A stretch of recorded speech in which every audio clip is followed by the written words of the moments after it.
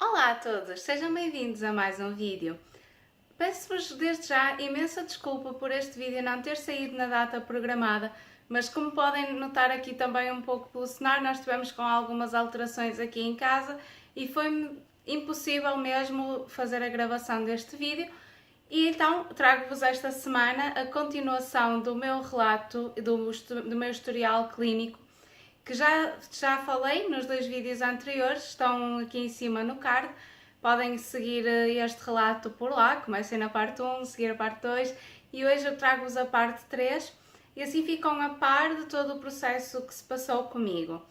Então eu vou fazer um pequeno resumo. Estes relatos que vocês têm acompanhado vêm desde o final do ano de 2011 e nós paramos sensivelmente no final do ano de 2015, mais propriamente em setembro de 2015, que foi quando eu realizei a minha última laqueação de varizes esofágicas e nesse ano então tudo mudou e eu tinha uma nova intervenção agendada para janeiro de 2016 para verificar se continuava com varizes esofágicas ou não. Estas varizes esofágicas são causadas por a hipertensão portal, que como o sangue está preso na veia porta há uma pressão maior e então os vasos sanguíneos do sistema digestivo começam a se ficar sobrecarregados e então dão-se as varizes, neste caso foram varizes esofágicas. E então a médica de gastroenterologia achou por bem então remarcar novamente uma nova laqueação. Caso fosse necessário, iria fazer endoscopia digestiva alta e então nessa intervenção iriam ver se realmente era necessário ou não colocar mais elásticos. Só que tudo mudou.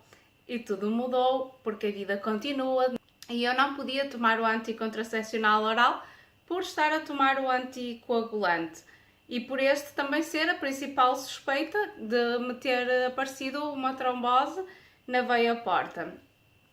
E como isso não era possível, no final do ano de 2015, mas propriamente em dezembro, no final de dezembro praticamente, eu engravidei.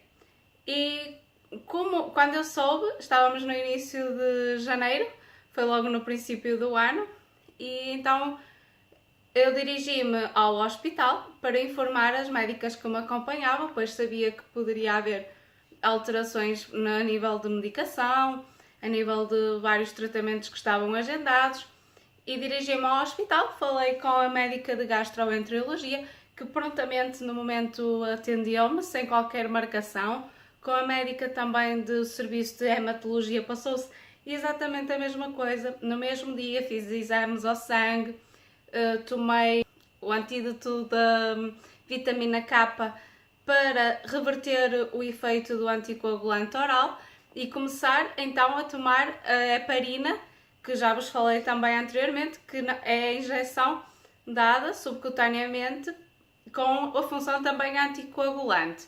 Esta injeção tinha que a tomar todos os dias e durante toda a gravidez mais o puerpério. A laqueação que estava agendada, a médica de gastroenterologia cancelou porque não era possível ser feita, principalmente no primeiro trimestre de gravidez, porque poderia haver um risco, não é? Como o primeiro trimestre é um pouco mais inseguro, poderia haver algum risco e a médica achou por bem não correr esse risco e informou-me que mais tarde iríamos realizar essa intervenção, mas sem qualquer marcação feita. Continuei na mesma com as consultas de gastroenterologia. Quase todos os meses eu ia ao hospital, tinha consultas de gastroenterologia, de hematologia, controle de sangue, mais as consultas de ginecologia e de obstetrícia, todas realizadas no mesmo local, tudo no mesmo hospital, e o meu processo estava ali, aberto para todos os médicos, todos tinham conhecimento do meu historial clínico, e então eu fui acompanhada, e muito bem, por os médicos responsáveis por cada uma das áreas. A médica de gastroenterologia encaminhou-me logo nas primeiras consultas para as consultas de obstetrícia de risco. Porquê? Porque como na gravidez há um risco das varizes aumentarem, também o há em quem já as tem, ainda mais no meu caso era no esófago, poderia haver esse risco e isso é um risco acrescido para mim e neste caso também para a minha filha. Além das consultas de rotina, eu tinha também de ter especial atenção a encontrões, porque quem faz o tratamento anticoagulante sabe, não é, que qualquer encontrão nós criamos hematomas, nódulas negras com muita facilidade. Aliás, tenho aqui uma prova disso ainda, que foi estes dias, e que demoram um pouco mais a sarar, então é necessário ter um cuidado acrescido, principalmente na gravidez, com os encontrões, e ter atenção também ao sol, porque o sol, a mim, no meu caso, fazia-me sangrar por o nariz, e aos ar-condicionados. Então eu tinha que ter atenção a isso, para não estar demasiadamente exposta, para que não houvesse um risco de hemorragias graves. E então esperar ansiosamente, não é, por cada consulta, para saber se estava tudo ok ou não, comigo e com o bebê. Claro, era uma ânsia redobrada, por ser uma gravidez considerada de risco, e eu tinha que esperar ansiosamente, nós tínhamos todos que esperar ansiosamente por a consulta seguinte, para saber então se estava tudo ok ou não. Entretanto, o tempo foi passando, o primeiro trimestre passou, tudo correu dentro da normalidade de uma gravidez, ainda mais com estes condicionamentos por o caminho, mas tudo correu normalmente. E no 5º mês de gravidez, então, eu tinha agendada uma laqueação de varizes esofágicas e foram novamente colocados anéis no meu esófago. Desta vez os incómodos foram muito maiores, porque como a bebê já estava o útero subido, não é? Para acomodar o bebê lá dentro, os órgãos digestivos estavam comprimidos e o incómodo foi muito maior.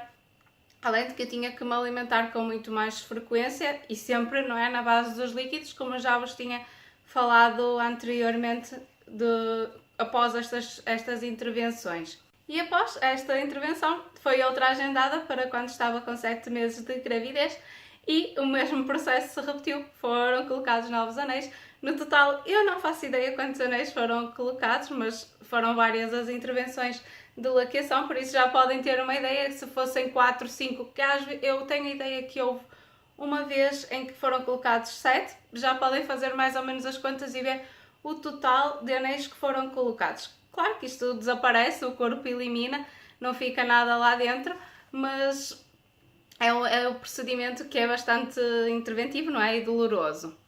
Entretanto, neste meio tempo, os médicos informaram que a minha filha teria de nascer de cesariana, porque no parto normal haveria riscos acrescidos de hemorragias. Eu, ao fazer força, poderia pressionar bastante o esófago e então ter uma hemorragia grave e ser perigoso para mim e para a bebê, e a bebê entrar também em sofrimento, e não era isso de todo, não é? Nem ninguém espera isso.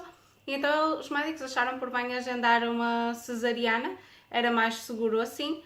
Eu não sei se haveriam na mesma riscos ou não, porque no meu caso correu tudo bem, mas se por acaso algum especialista de saúde estiver a assistir e que nos possa esclarecer esses riscos que há, quer no parto normal, quer na cesariana, pode deixar nos comentários ou enviar-me por e-mail, que num vídeo posterior eu posso fazer referência a isso.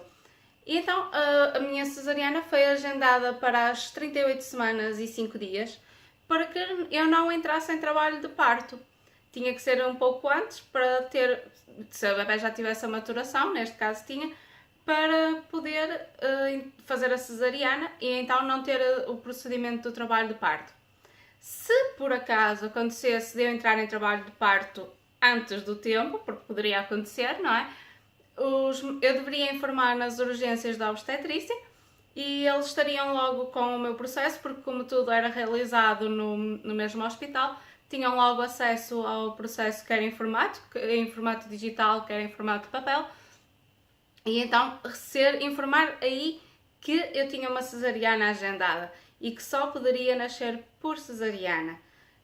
Estes foram os conselhos que os médicos deram e foi assim que se passou.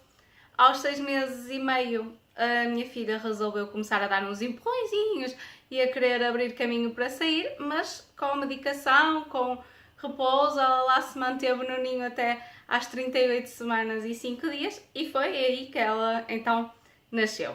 Só que as peripécias não acabam por aqui, porque Claro, com tanto historial pelo meio, alguma coisa haveria mais. E foi então que no dia do parto, quando eu estava já dentro da preparação, não é? Para fazer dentro da sala de preparação para o parto, estava eu e o meu marido e o médico obstetra chegou e informou-me que iam pedir ao serviço de sangue para enviar o meu tipo sanguíneo para o bloco operatório, porque poderia haver complicações. E naquele momento foi como se ele me tivesse dito: vai correr mal, e nós aqui já estamos prevenidos.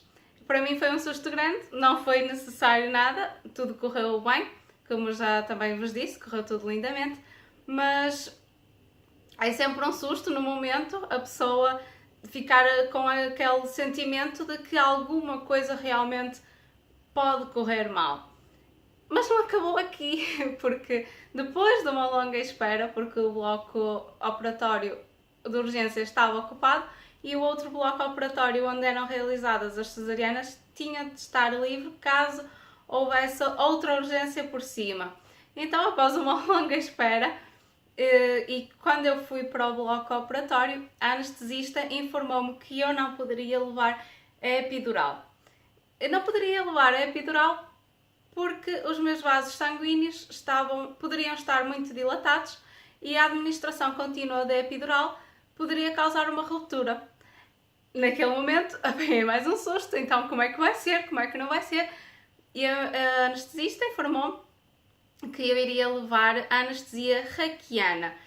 Naquele momento, sem saber o que era, porque nunca tinha ouvido falar desse tipo de anestesia, sem ter acesso, não é, ali no momento ao conteúdo, não é, de que realmente nós, antes de ir para o parto, nos preparamos, lemos, pesquisamos, não poderia ter esse acesso e fiquei em choque, porque não sabia o que era, mas a anestesista então informou-me que a aplicação desta anestesia, a raquidiana, era feita do mesmo modo que uma epidural, mas era feita numa dose única e que o restante dos fármacos ia ser administrado via oral ou via venosa para não ter as dores, não é? Nem no parto, nem no pós-parto. Em vez de ficar com o catéter da epidural durante algum tempo, iria ser administrado por outros meios. Então a anestesia raquidiana foi dada no momento da cesariana só para aquele efeito de não sentir, não é? O restante da cirurgia. Depois de já ter passado por uma epidural, que foi na minha cirurgia de remoção das obstruções intestinais, eu comparo uma com a outra e para mim foi muito menos doloroso a epidural do que a raquidiana. Não sei se foi por o facto de estar grávida, não é? Ou não, de haver essa diferença dentro de uma anestesia para a outra, ou por o facto de eu estar, não é, nervosa com o momento, de estar ansiosa e claro, todas as hormonas estarem ali meias baralhadas e eu não saber muito bem ainda encarar a situação, pode ter desacelerado esse processo de administração da anestesia e que também tenha sido mais doloroso por isso. Após isso, foi nesse lindo dia de verão que a minha princesa nasceu, um dia de muito calor, e pode-se dizer que tudo correu bem. Foi uma cesariana normal, se é que assim podemos chamar, não é uma cesariana, porque não é uma cirurgia, não deixa de ser uma cirurgia, mas correu muito bem, não houve complicações a nível de hemorragias, não houve esforço da minha parte para forçar algum vaso sanguíneo que pudesse estourar, por isso tudo correu muito bem. E assim a Abigail veio ao mundo com 47 cm, 2 kg 550 gramas, muito pequenina, mas muito bem de saúde, tudo correu da perfeição. Foi um momento único e que ficará registado nas nossas mentes e nos nossos corações para sempre. E após o seu nascimento, eu continuei com a administração da heparina. Estas injeções da heparina, que anteriormente eu não conseguia administrar durante toda a gravidez, fui eu mesma que as administrei. Foi um pouco doloroso porque já a chegar a uma certa altura já não tinha bem onde picar, porque tinha a barriga muito negra, mas fez-se e eu acho que sim, é possível, não é? São as injeções do amor, como muita gente lhe chama, para podermos assim manter a nossa vida e mantermos a vida do bebê. Depois voltei ao anticoagulante oral, que é o que faço até hoje.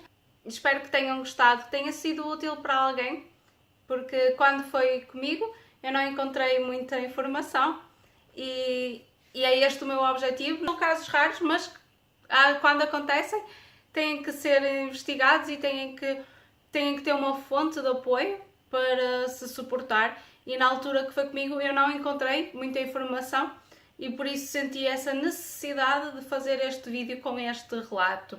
Desde já agradeço também a todas as equipas do Hospital Nossa Senhora de Oliveira em Guimarães, em Portugal, que foram sempre muito atenciosos. Todas as equipas, sem exceção, nunca me abandonaram durante todo este processo, desde que começou, lá no final de 2011, até a setembro de 2015, e depois a parte da minha gravidez também, até agosto, a final de agosto de 2016. Foi este o meu processo. Eu agradeço muito, muito de coração, porque no fundo criei ali umas raízes no hospital. Eu já dizia que era a minha segunda casa e de facto os profissionais de saúde foram muito atenciosos comigo e sempre se mostraram ao dispor. Por isso, o meu muito obrigado a todos esses profissionais que estiveram sempre presentes. Deixo-vos assim para um próximo vídeo. Se gostaram, não se esqueçam de deixar o vosso like, de fazer a vossa partilha nas vossas redes sociais. Encontram as minhas redes sociais aqui em baixo na descrição. Podem seguir também lá nas redes sociais. E já sabem, vemo-nos no próximo vídeo. Tchau!